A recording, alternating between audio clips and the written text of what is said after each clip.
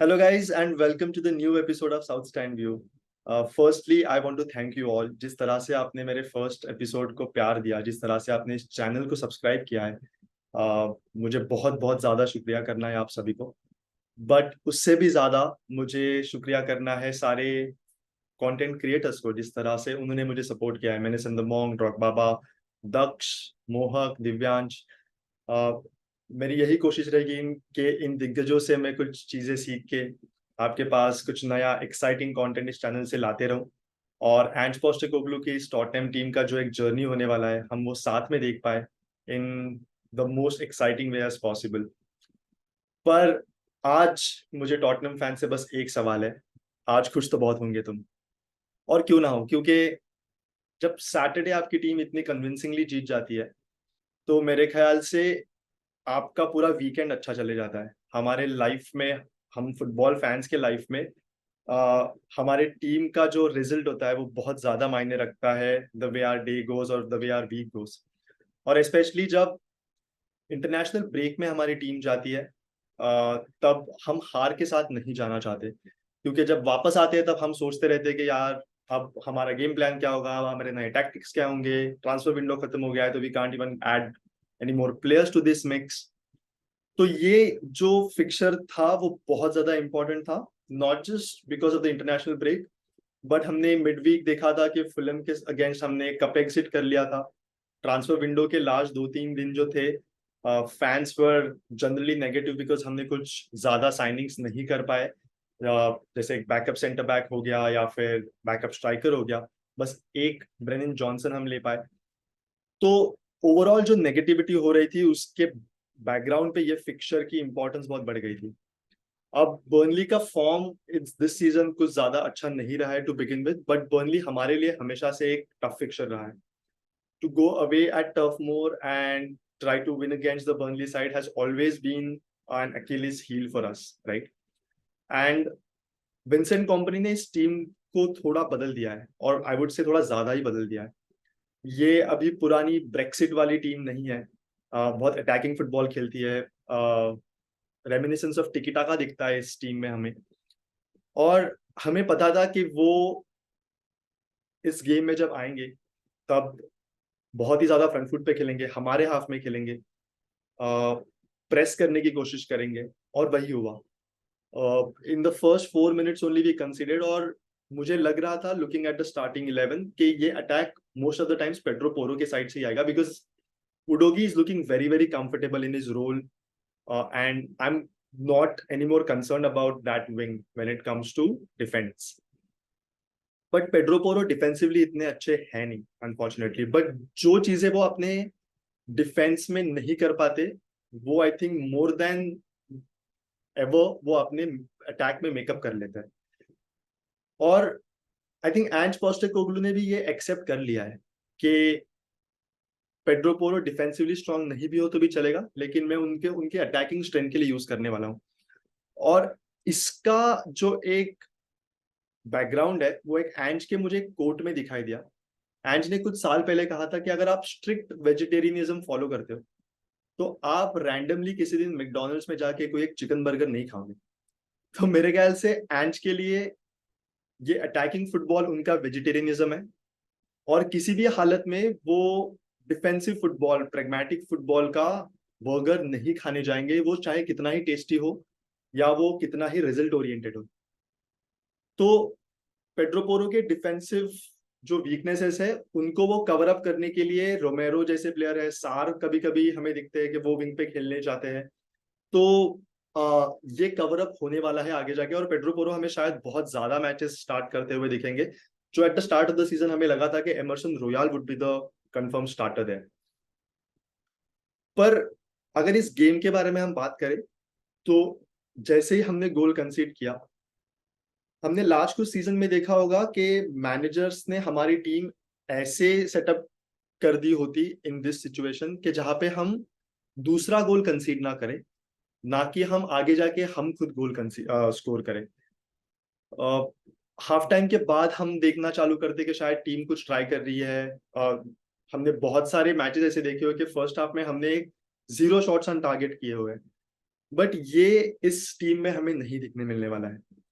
Immediately after the kick off, after that goal, हमने देखा है कि सोलोमन और Maddison started trying a lot amongst themselves to get into the box. हमने देखा होगा कि सोलोमन, जिनका ये फर्स्ट स्टार्ट था टॉटनहम के लिए, उनका स्टार्ट थोड़ा जिटरी रहा। A few times he over hit his passes. Maddison उनको बहुत अच्छी तरह से ओवरलैप करके आगे जा रहे थे, बट वो राइट पासेस फाइंड नहीं कर पा रहे थे एट द राइट मोमेंट। कोई कोई जगह पे उन्होंने सोलो जाने की भी कोशिश की, थोड़ी सेल्फिश होने की कोशिश की, बिकॉज एक यंग प्लेयर है। आई थिंक जब एक इतने जल्दी आप एक गोल स्कोर कर लेते हो या फिर एक गोल कंसीड कर लेते हो, तो आपके दिमाग में ये चलते रहता है कि we have to score as soon as possible. तो थोड़ी भी अपॉर्चुनिटी उनको मिल रही थी तो वो आगे जाके वो अपॉर्चुनिटी लेने की कोशिश कर रहे थे। But as the game progressed he grew into the game. और हमने देखा है कि जैसे सॉन के गोल के लिए सोलोमन ने असिस्ट किया था फर्स्ट, और बहुत ही कामली उन्होंने वो पास दिया हुआ है। इट वाज 2-on-2, बट उन्होंने देखा कि दोनों डिफेंडर्स सोलोमन की तरफ खींचे चले जा रहे थे, तो उन्होंने सॉन को एक बहुत ही सिंपल पास दिया और सॉन ने बहुत पेशेंटली वो कन्वर्ट भी किया। और वहां से सोलोमन का कॉन्फिडेंस ग्रो होते दिखना चालू हो गया and he started dictating the play around that left wing. और ये गोल होने के बाद आई थिंक हम सारे टॉटनहम फैंस को पता था कि ये मैच हम जीतने वाले। This is no longer that pragmatic football जहां पे हम सोचते रहेंगे कि यार ये 1-1 ही है। We are always going to go on the front foot, और शायद हम 4 गोल कंसीड भी कर ले उसके वजह से, बट हमें पता है कि हम 6 गोल्स मार भी सकते हैं। फिर मैडिसन एंड सॉन के बीच में हमें कुछ बहुत ही अच्छा ब्यूटीफुल लिंकअप देखने मिला। मेरे ख्याल से एंज के सिस्टम का सबसे इंपॉर्टेंट कॉग जो है, सबसे इंपॉर्टेंट फैक्टर जो है, वो मैडिसन है। Without Maddison this system may not work as good as it is working today. और उसका रीजन मेरे ख्याल से ये है कि मैडिसन का ब्रेन और उसके पैर बहुत ही अच्छे कोऑर्डिनेशन में वर्क करते हैं। हमने हमारे टीम में लमेला और लुकास जैसे प्लेयर देखे हुए हैं, जो फुटबॉलिंग आईक्यू तो उनका बहुत अच्छा था। They could see the game differently than others.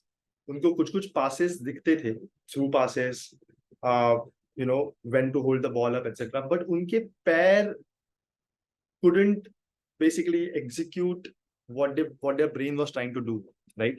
और हमने देखा कि बहुत बार वो अपने पासेस मिस हिट करते थे, ओवर हिट करते थे, क्योंकि वो उनकी एबिलिटी नहीं थी। Maddison, I think Eriksen 16-17 season के बाद हमें एक ऐसा प्लेयर मिला है इन दिस सेंटर मिडफील्ड, जिनका feet and brain work so well in coordination. जिस तरह से वो डिसीजंस लेते हैं around the box, I think 90% of the times he makes the right decisions, right?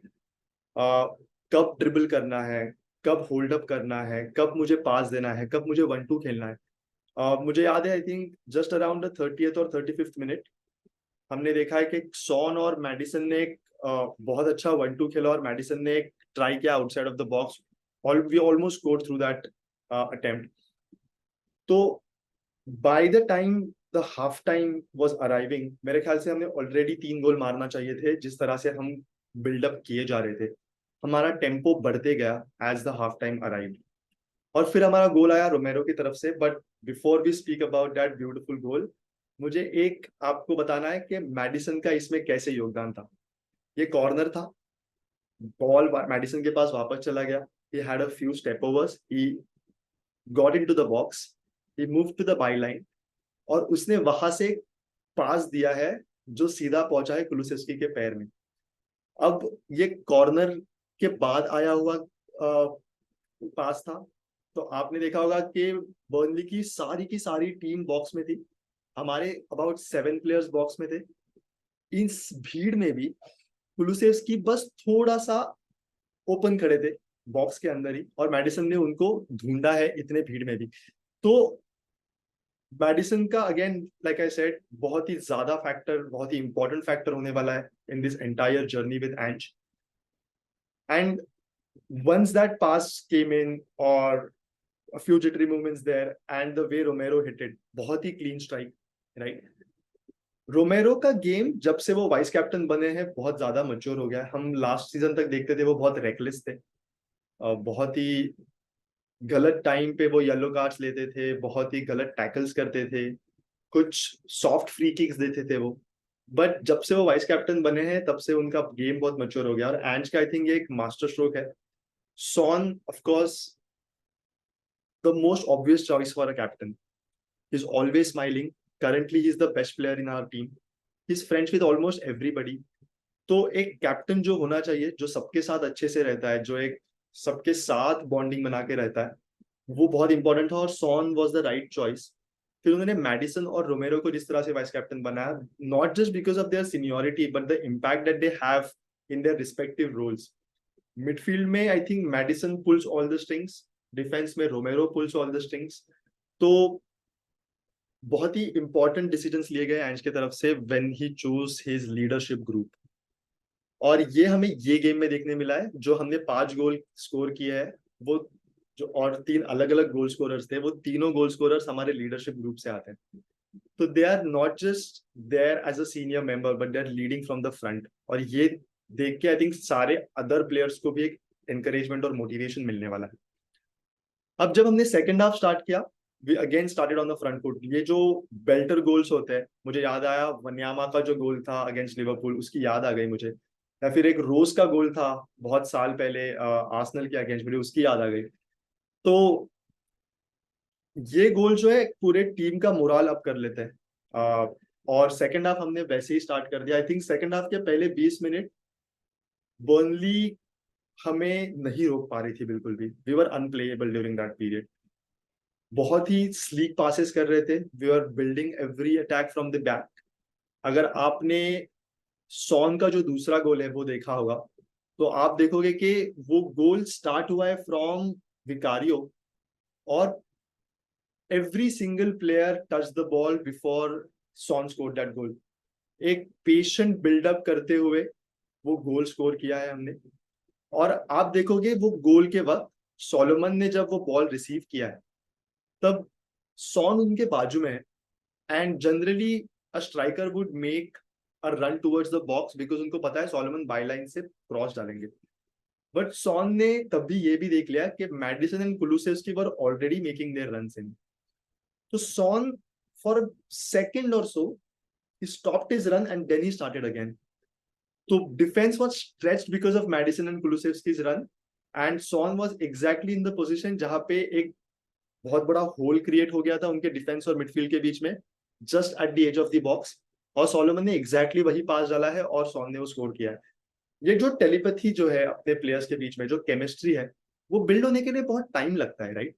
हमने देखा है एरिक टेन हाग जो ट्राई कर रहे हैं अभी यूनाइटेड में, हमें अभी भी दिखता है कि शायद सारे प्लेयर्स एक दूसरे को उनकी मूवमेंट्स समझ नहीं पा रहे हैं. हम पोचेटिनो की टीम चेल्सी में देख रहे हैं, उनके पास कुछ फिनोमिनल प्लेयर्स है, बट वो केमिस्ट्री अब तक बिल्ड नहीं हो पा रही है, जो उन्होंने कल अपने प्रेस कॉन्फ्रेंस में भी कहा. पर ये सिस्टम इतना सक्सेसफुल होने का जितना क्रेडिट जाता है एंज को, उतना ही और प्रोबेबली थोड़ा सा ज्यादा क्रेडिट भी जाता है इन प्लेयर्स को, क्योंकि these players have blindly trusted एंज.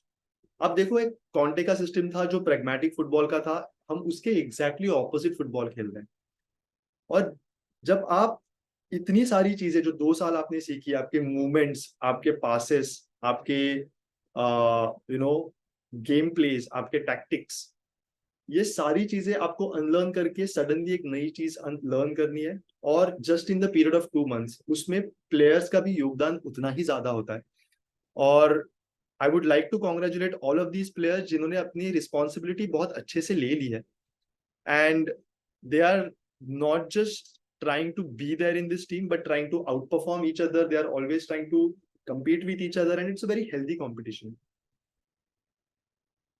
जैसे सॉन का इस गेम के बाद जो इंटरव्यू था, उसने कहा कि मैं इस मैनेजर के लिए कुछ भी कर सकता हूँ बिकॉज ये मैनेजर सिर्फ मुझे फुटबॉल के बारे में नहीं सिखा रहा है, but he is a great human being, और वो मुझे लाइफ के बारे में भी सिखा रहा है. हमने ये सेम कोट्स देखे हैं कुछ साल पहले पोचेटिनो के अंडर, जब हमारी टीम बहुत अच्छे से परफॉर्म कर रही थी. Dele Alli, Harry Kane, Eriksen जैसे प्लेयर्स कहते थे, even Rose was considered as teacher's pet. ये सब प्लेयर्स बोलते थे कि हम पोचेटिनो से सिर्फ फुटबॉल नहीं खेलते, हम या फिर फुटबॉल नहीं सीखते, हम पोचेटिनो से हमारे लाइफ के बारे में भी बहुत ज्यादा सीखते हैं. और ये बहुत इंपॉर्टेंट होता है. That manager becomes your father figure, जो हमने यूनाइटेड में देखा है. Everybody used to look up to Alex Ferguson, right? ये बहुत इंपॉर्टेंट फैक्टर है और ये हमें टॉटनहम में अभी देखने मिल रहा है, which we are very very grateful for. अब सेकेंड हाफ की अगर हम वापस बात करना शुरू कर दिए, जैसे सॉन का तो गोल हमने देख लिया, लेकिन जो मैडिसन का भी गोल था उसमें उडोगी, एक 20 साल का player, first season under Tottenham, जिस तरह से उन्होंने अपनी स्ट्रेंथ यूज करके दो प्लेयर्स को साथ फाइट करके बॉल कलेक्ट करके मैडिसन को जो ले दिया है, बहुत ही काम, बहुत ही पेशेंट मूवमेंट. और मैडिसन ने जिस तरह से वो बॉल हिट किया, I think Maddison is looking like he is playing for Tottenham for the last 5 years. वो इस सिस्टम में इतने अच्छे से बैठ गए, अपने सारे प्लेयर्स को इतने अच्छे से समझ रहे. Players are also very happy to play with Maddison. और ये कैरेक्टर्स की हमें टॉटनहम में बहुत टाइम से जरूरत थी. हमने अनफॉर्चुनेटली कुछ पिछले सीजन में जैसे प्लेयर्स परचेज किए हैं, जैसे हमारे पास एंडोमले, लो सेल्सो है, मेनी अदर प्लेयर्स, राइट? ये प्लेयर्स का प्रॉब्लम यही था कि ये कभी हमारे सिस्टम में एक्लिमेटाइज ही नहीं हो पाए, ये फिट इन ही नहीं हो पाए. मैडिसन ने ये आके एक दिन में कर दिया. मिकी वैंडेविन जो हमारा अगेन न्यू साइनिंग, राइट, उसमें भी हमने देखा होगा वो first game of the season से 2 दिन पहले हमारे क्लब में आ गए थे और he started the game and he really performed well. ये कैरेक्टर दिखाता है प्लेयर्स के अंदर का, और ये कैरेक्टर्स देख के मुझे तो बहुत मजा आ रहा है. I think most Tottenham fans are enjoying this. अब हम कुछ नए साइनिंग्स की जैसे बात कर रहे थे, मैडिसन हो गया, उडोगी हो गया, हमने देखा है Solomon, Micky van de Ven, Brennan Johnson also. ये सारे प्लेयर्स में एक कॉमन फैक्टर आपको दिखेगा कि अलग अलग पोजिशंस पे ये खेलते हैं, बट ये सारे प्लेयर्स में एक कॉमन फैक्टर है, जो है उनका पेस. ये सारे के सारे बहुत ही फास्ट प्लेयर्स हैं. Udogi I will consider again this season as a new signing only because he was on a loan last year, तो उनका ये फर्स्ट सीजन है. ये सारे प्लेयर्स बहुत ही पेसी है और एंज के सिस्टम के लिए बहुत परफेक्ट है, बिकॉज एंज हमेशा फ्रंट फुट पे खेलना चाहते हैं. हम जितनी हाईलाइन अभी देख रहे हैं, मेरे ख्याल से हम उससे ज्यादा हाईलाइन देख सकते हैं, बट शुरुआत के कुछ मोमेंट में केमिस्ट्री जैसे बिल्ड होने में टाइम लगता है. I think Ange is also not pushing the team to play on the front foot, I mean to be more on the front foot. But एक 6 महीने के बाद जैसे ये सिस्टम ठीक से बैठ जाएगा, मेरे ख्याल से हम और ज्यादा हाईलाइन देखेंगे, बिकॉज ये pacy players will have enough in their lungs to run back in case we lose the position and cover for the defence. और अगर ये नहीं भी होता है तो हमारे सिस्टम में एक और इम्पोर्टेंट कॉग है मेरे ख्याल से, जैसे मैंने कहा मेडिसिन जो एक इम्पोर्टेंट फैक्टर है इस सिस्टम को वर्कआउट होने के लिए. दूसरा फैक्टर जो है, जो मेरे ख्याल से second most important player in the team, and I am not going to name Son here, I am going to name Vicario. जिस तरह से उसने पिछले 3 गेम्स में परफॉर्म किया, यूनाइटेड के अगेंस्ट उसने सेकंड हाफ में कुछ सेव जैसे किया है, बॉर्नमथ के अगेंस्ट उसने जैसे कुछ परफॉर्म किया है, he kept a clean sheet in both these games. और कल के गेम में भी एक जो सेव उसने किया है, जो रोमेरो से डिफ्लेक्ट होकर बॉल आया हुआ था, I think not many goalkeepers in the league today can make that save. I think I can name only Alisson, probably Onana. पर ये रिफ्लेक्सेस जो उनसे दिख रहे थे और वो सेव करने के बाद जिस तरह से पैशनेटली वो और रोमेरो ने वो सेलिब्रेट किया हुआ है, ये बहुत इंपॉर्टेंट है. अब ये जो सिस्टम हमने बिठा दिया है, हम ऑलरेडी फर्स्ट वीडियो में भी इसके बारे में बात कर लिए, आज भी इसके बारे में बात कर लिए.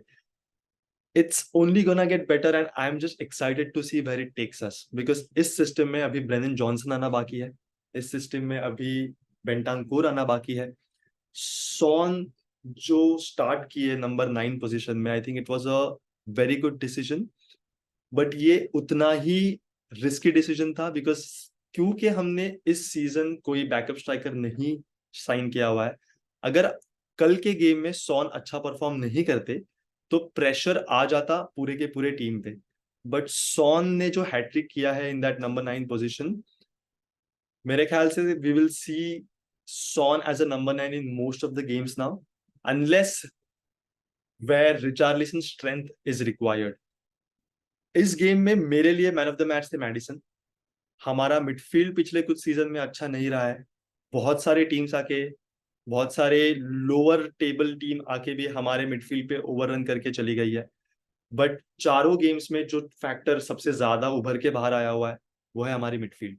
बिसुमा सार, I think all 4 games they have given 8 and above on 10 performance. Madison also has now started pulling all the strings, और उसका इस टीम में होना, इंजरी फ्री होना बहुत ही ज्यादा इंपॉर्टेंट है। ये midfield, again I would try to say कि ये मिडफील्ड मेरे ख्याल से लीग की बेस्ट मिडफील्ड है, और Maddison is probably the best signing of the season for Premier League. Data set बहुत छोटा है, 4 ही गेम्स हुए, बट 4 गेम्स में एक नए सिस्टम में अगर अगर कोई प्लेयर इतने अच्छे से परफॉर्म कर लेता है तो आई ओनली वांट टू सी कि वो और कितना अच्छा कर सकता है। अब इंटरनेशनल ब्रेक में हम जा रहे हैं, मेरी बस एक ही प्रार्थना रहेगी कि हमारे सारे प्लेयर्स जो जा रहे हैं वो इंजरी फ्री वापस आ जाए, और जब वापस आए तो वो ज्यादा टायर्ड ना हो, और we continue the same momentum going into the Sheffield game, क्योंकि उसके बाद हम खेलने वाले हैं आर्सेनल एंड लिवरपूल के अगेंस्ट। बहुत ही इंपॉर्टेंट गेम्स है ये। 10 points in 4 games is a good start of the season. अगर मुझे कोई जुलाई में बोलता कि ये हमारा स्टार्ट होने वाला है, I would have happily taken it. तो वी आर स्टिल डिफीटलेस। शायद डिफीट्स आएंगी आगे जाके, फर्स्ट सीजन है एंज के अंदर। मेरी बस यही रिक्वेस्ट है कि सारे फैंस से कि हम रिएक्शनरी ना हो। ये एक प्रोसेस है, एक प्रोसेस अच्छे स्टेप में शुरू हुआ है। We have taken the right step in the right direction. बस हमें टाइम देना पड़ेगा एंज को। अगर ये सीजन हम अच्छा परफॉर्म करके अगर टॉप 4 टॉप 5 के नजदीक रहते हैं तो हम शायद नेक्स्ट सीजन सोच सकते हैं कि हम कहाँ और कैसे ट्रॉफीज लेके आ सकते हैं, राइट? फिलहाल only thing I'm gonna say is, of course, come on, you Spurs. The future is bright. The future is really bright.